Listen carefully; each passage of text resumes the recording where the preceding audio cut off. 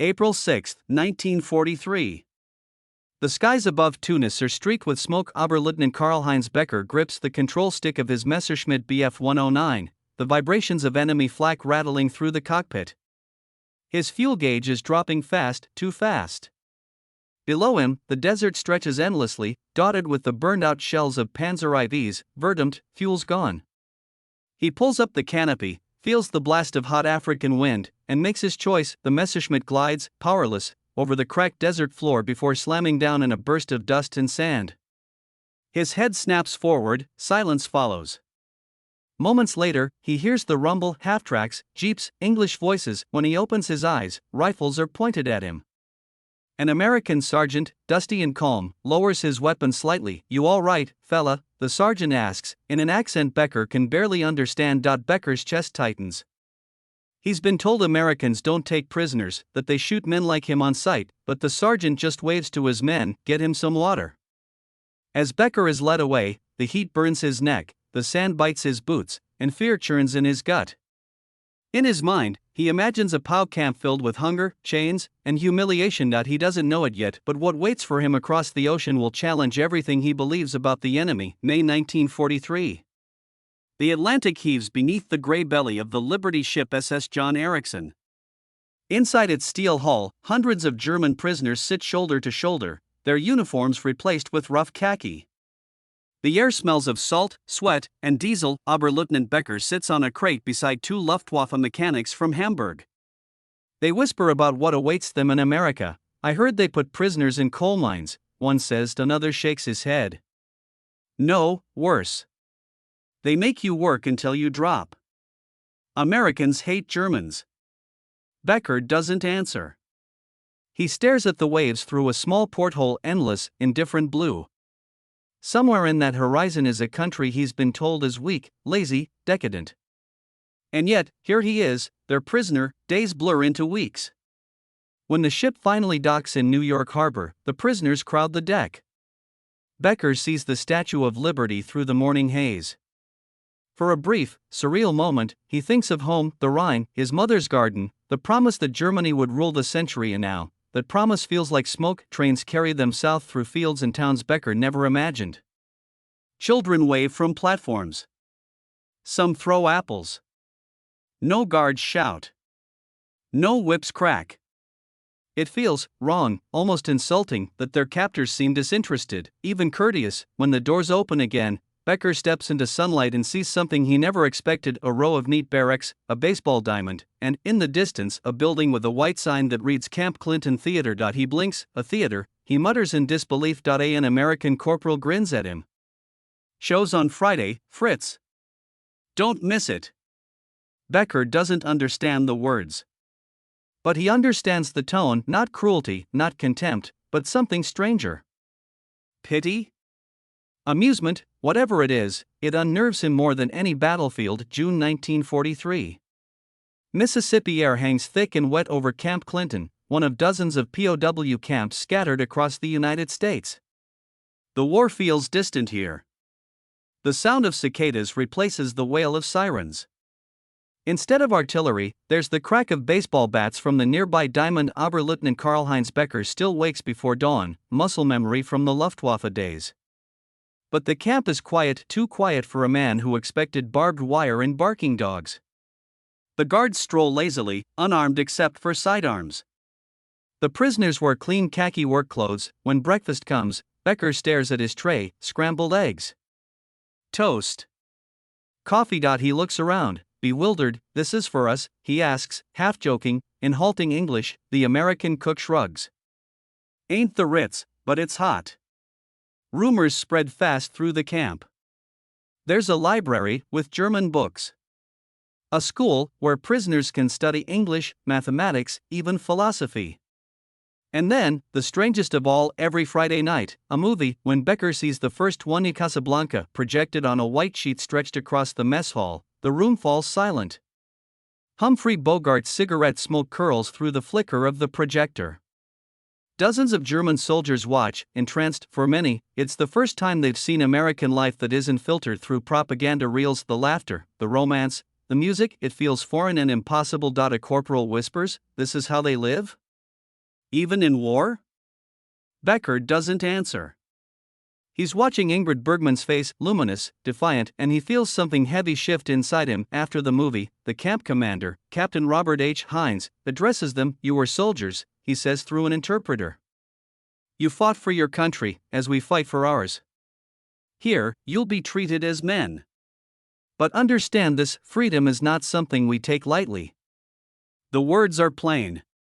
But they hit Becker harder than any propaganda lecture. In the days that follow, Becker begins to help with small tasks, repairing a generator, painting the barracks. He works beside Americans who joke and share cigarettes. He notices the guards don't look at them with hatred. Some even play cards with the prisoners. At night, as the camp lights glow under a vast Mississippi sky, Becker lies awake on his cot and listens to the distant hum of a radio playing Benny Goodman. He realizes he hasn't heard gunfire in months. It's disorienting, this civility, this decency from an enemy he'd been told was soulless, and deep down, a new thought begins to grow, quiet and uncomfortable. What if everything we were told about them was wrong? November 12, 1943. The arid, unforgiving Tunisian desert, near the town of Sfax. The wail of a Stuka dive bomber, a sound that had once struck terror into the hearts of Allied soldiers, now seemed a distant echo, replaced by the guttural shouts of American GIs. Corporal Klaus Richter, a veteran of Rommel's Afrika Korps, stumbled forward, his Mauser K98 rifle clattering uselessly in the sand as a burly American soldier, helmet askew, shoved him roughly into a growing line of his comrades. The desert wind, thick with dust and the acrid smell of burnt cordite, whipped at his tattered uniform. His face, gaunt and sunbaked, was a mask of exhaustion and defeat. Around him, the remnants of his company, the 15th Panzer Division, shared the same bewildered fate. They had fought hard, a desperate rearguard action against the relentless advance of the U.S. II Corps, but the tide had turned irrevocably. The battle for North Africa was over for them. Klaus had always imagined capture would be brutal. The propaganda back home had painted a grim picture of American savagery, of vengeful captors eager to inflict suffering. He expected beatings, starvation, forced labor under the watchful eyes of cruel guards. The reality, so far, was merely disorienting. The Americans, though rough, weren't torturers. They were efficient, barking orders in a language Klaus barely understood, herding them like cattle towards waiting trucks. The journey was long and dusty, bouncing over rough tracks, the desert sun beating down mercilessly. Klaus, crammed shoulder to shoulder with other dejected prisoners, felt the familiar knot of fear tighten in his stomach. What awaited them across the sea, in the fabled land of the enemy? He pictured dank cells, endless interrogations, the slow erosion of his will. He looked at his comrades, the fresh-faced Private Werner Schmidt, barely 18, his eyes wide with terror, Sergeant Major Eric Brandt, a grizzled veteran with a haunted look, his jaw set in grim resignation. None of them spoke, each lost in their own dark predictions. The trucks rumbled on, carrying them further into the unknown. They were loaded onto transport ships in batches, crammed into the holds, the stench of unwashed bodies and diesel fuel filling the air. The voyage across the Atlantic was interminable, a monotonous blur of gray skies and choppy seas, punctuated only by meager rations and the constant, unnerving creak of the ship's hull. Klaus watched the endless horizon, wondering if he would ever see the cobbled streets of Munich again. He clutched the small, tarnished iron cross pinned to his tunic, a cold comfort against the rising dread. Days blurred into a week, then two. Morale in the hold was low. Whispers of U-boat attacks, of Allied atrocities, spread like wildfire. Klaus tried to remember his training, to maintain his discipline, but the uncertainty was a corrosive force. Then, one morning, the ship's engines slowed. A different kind of light filtered through the grimy portholes. The ship docked, and the prisoners were once again herded, this time onto solid ground. The air was different here, cooler, yet somehow vibrant. The sounds were alien, the distant rumble of trains, the unfamiliar shouts of new guards. They were in America. The very name sent a shiver down Klaus's spine. He braced himself, steeling his resolve for the ordeal he believed was surely about to begin. The gates loomed ahead, tall wire fences topped with barbed wire, watchtowers piercing the sky. This was it. The American prison camp. The gates loomed ahead, tall wire fences topped with barbed wire, watchtowers piercing the sky. This was it. The American prison camp. The shock of the unexpected, the gate clanged open with a sound of heavy steel, startling the German prisoners. As they filed through, the expected scene of desolation and hardship failed to materialize. Instead of the muddy squalor Klaus Richter anticipated, the ground was gravel, neatly raked. The barracks, long, low wooden structures, looked sturdy and freshly painted. They were led into a large open area where an American officer, Major Frank Thompson, a man with a stern but not unkind face, stood waiting. An interpreter, a German-speaking American soldier, began to read the regulations. The words that followed were utterly bewildering to Corporal Richter and his comrades. "You are now interned at Camp Como, Mississippi," the interpreter stated, his voice flat.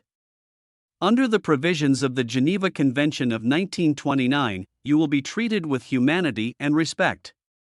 You will receive the same rations as American non-commissioned personnel." A murmur rippled through the ranks. Same rations? Their meager diet in the Afrika Korps was legendary. They had assumed starvation would be part of the punishment. Then came the next shock. You will be provided with adequate medical care. You will be permitted to organize sports and recreational activities. A library will be established. And we have set up a recreation hall where films will be shown 3 nights a week. Klaus exchanged a look of utter astonishment with Private Schmidt. Films? A library?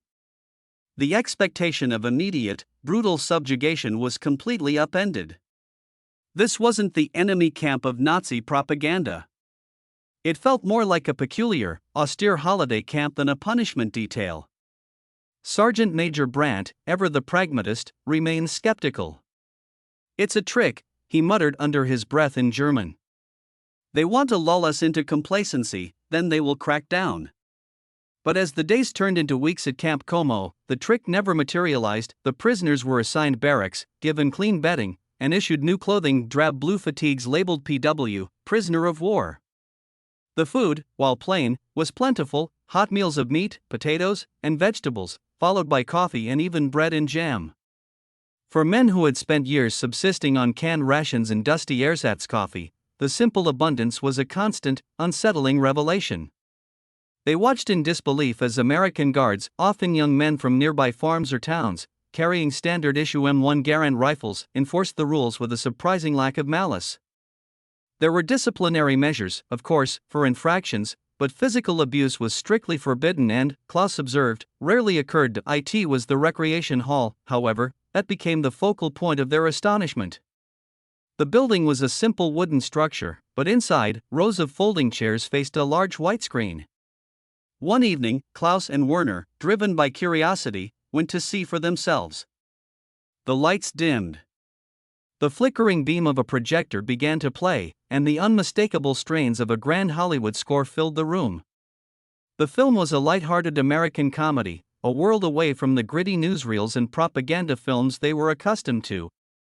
The sheer absurdity of the situation: German soldiers, hours after surrendering their nation's cause, sitting comfortably in the heart of the enemy's country, watching an American movie, was almost too much to process. Werner leaned over, his voice a disbelieving whisper. "Corporal," he said, his young face lit by the screen's glow, is this truly how the enemy treats its prisoners?" Klaus could only shake his head, the metal of his iron cross cold against his chest. His deeply ingrained beliefs about the ruthlessness of the American war machine were beginning to crumble, replaced by a profound and confusing cognitive dissonance. Werner leaned over, his voice a disbelieving whisper. "Corporal," he said, his young face lit by the screen's glow, is this truly how the enemy treats its prisoners?" Klaus could only shake his head, the metal of his iron cross cold against his chest. His deeply ingrained beliefs about the ruthlessness of the American war machine were beginning to crumble, replaced by a profound and confusing cognitive dissonance. The mechanics of captivity and comfort. The cognitive dissonance deepened as the weeks turned into months, establishing a peculiar, almost routine existence within the barbed wire perimeter of Camp Como. The rules, though strict, primarily focused on order, not suffering. The American administration, overseen by Major Thompson, followed the letter of the Geneva Convention, which, to men conditioned by the harsh realities of totalitarian regimes and frontline warfare, felt like an inexplicable luxury. The camp wasn't a holiday, but it offered a stability and security they hadn't known since the war began. Work was mandatory for able-bodied enlisted personnel, paid for at the rate of 80 cents per day, convertible into camp scrip for use at the post exchange, PX. This was perhaps the greatest operational surprise. German POWs were being paid by the enemy to labor on American farms, canneries, or lumber mills, filling the immense wartime labor gap. Klaus Richter found himself assigned to a local Mississippi cotton farm, working alongside American civilian laborers. The work was demanding, especially under the southern sun, but the pay allowed him to purchase items from the PX that were unheard of back in the German army: American cigarettes, soap, stationery, and even small amounts of beer. Sergeant Major Brandt, initially wary, noted with grudging respect that this system was a shrewd way to maintain order. A man with a clean uniform and a pack of Chesterfields was less likely to riot than a starving, desperate one. Beyond the mandated labor, the administration actively encouraged self-organization to keep the men occupied and morale stable. Utilizing the talents within the thousands of prisoners, the camp blossomed with activities. Former architects and engineers organized lectures, musicians formed small orchestras using instruments provided by the Red Cross or purchased with scrip, and former athletes organized football, soccer, leagues. Camp Algona, Iowa, for instance, would later become famous for housing an actual POW opera company, while Camp Como focused on sports and education. The educational aspect particularly drew Klaus's attention. He spent his evenings not strategizing escape, but in the small, well-stocked library, reading German-language books provided by the YMCA and American translated literature.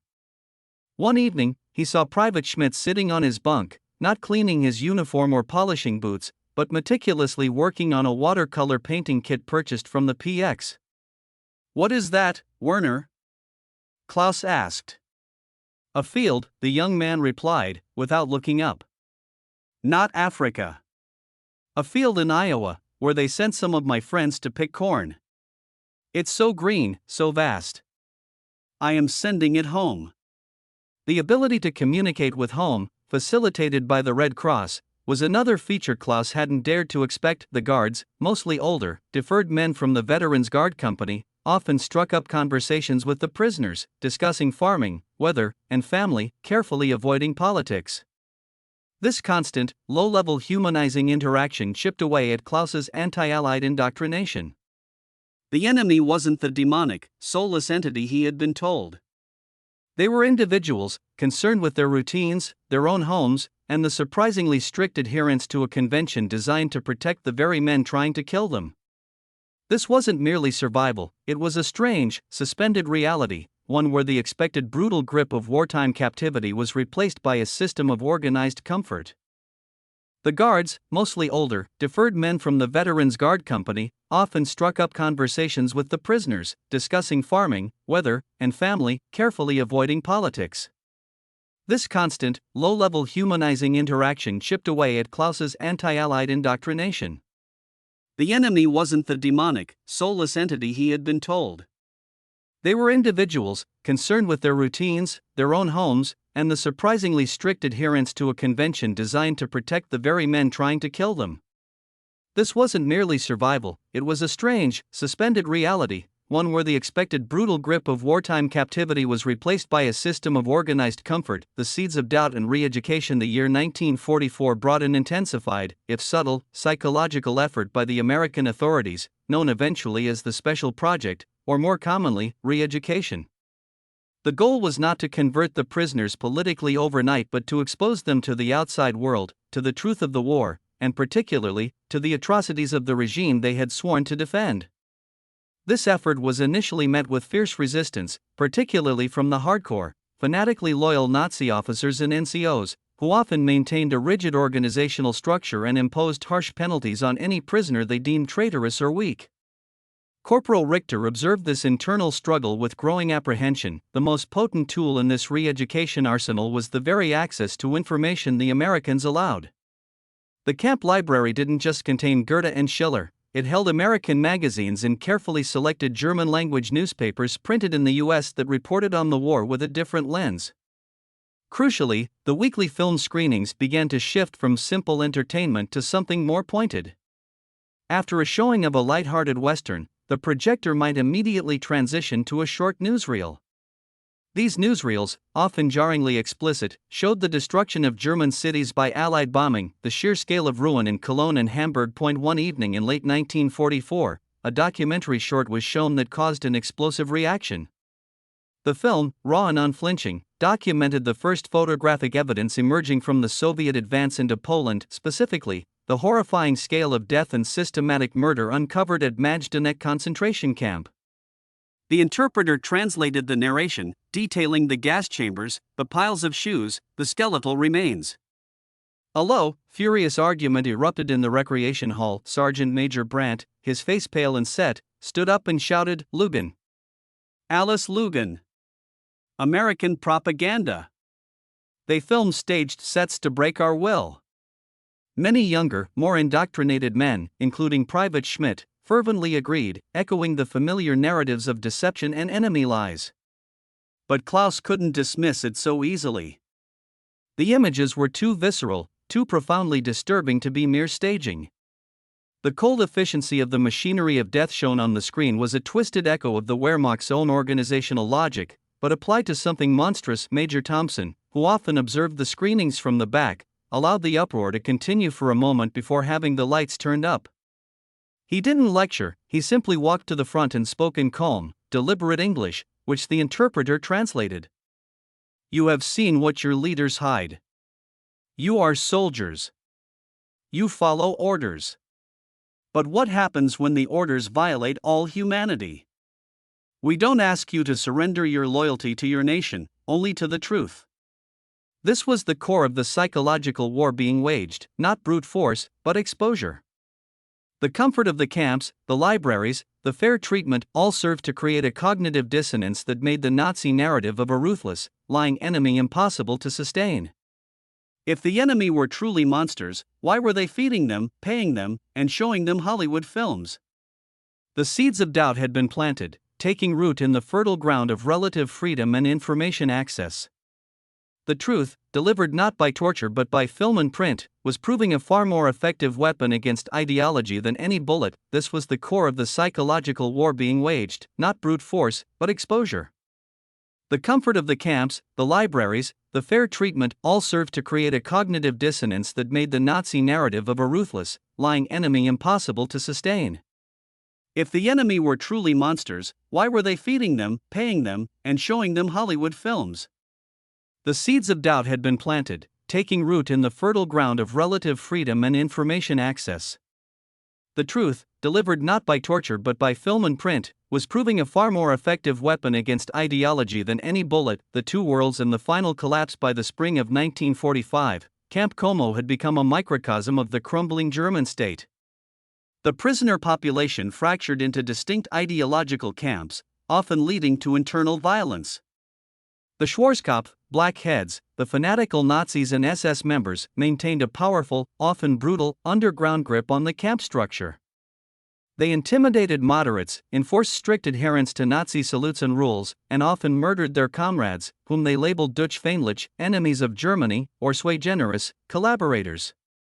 The American administration struggled to contain this internal terror, often resorting to isolating the most extreme elements in maximum security camps like Alva, Oklahoma. Corporal Richter, having witnessed the horrors of the Majdanek film and finding solace in the intellectual freedom of the library, gravitated toward the growing moderate faction. He saw the hypocrisy of the blackheads who, while condemning American luxury, were the first to hoard PX goods and exploit the camp labor system for their own gain.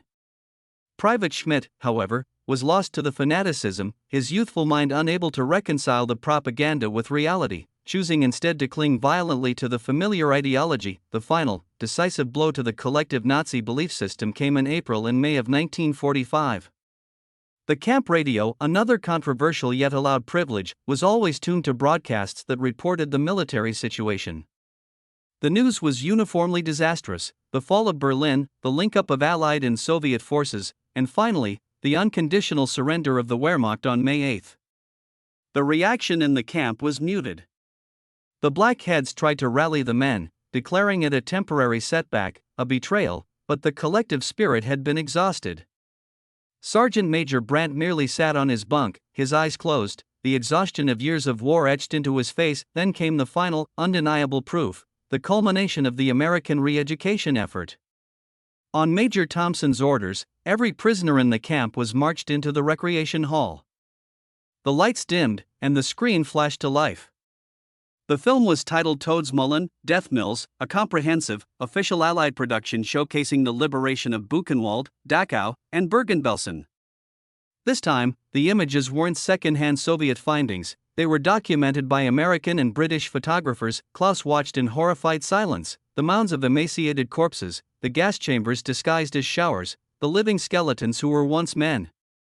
The stench of the camps seemed to permeate the sterile Mississippi air. This was not propaganda. This was a nightmare. Beside him, Private Schmidt let out a choked, desperate sound, not of rage, but of utter, soul-crushing defeat. The carefully constructed worldview, based on an ideology of purity and superiority, shattered in the face of such profound, institutionalized evil. The movie theater, which had first represented comfort and novelty, now served as the ultimate executioner of their belief system. Klaus stood up slowly when the film ended, his iron cross feeling impossibly heavy on his chest. He looked around the silent hall. The American guards stood along the walls, their faces grim, making no attempt to gloat. The question of why the enemy had been so decent to them was answered. The Americans saw a distinction between the German soldier and the evil perpetrated by the regime he served. Now, the overwhelming, shameful responsibility of that regime was laid bare. They had fought for that. The war was truly over, both outside and, finally, within the barbed wire of Camp Como.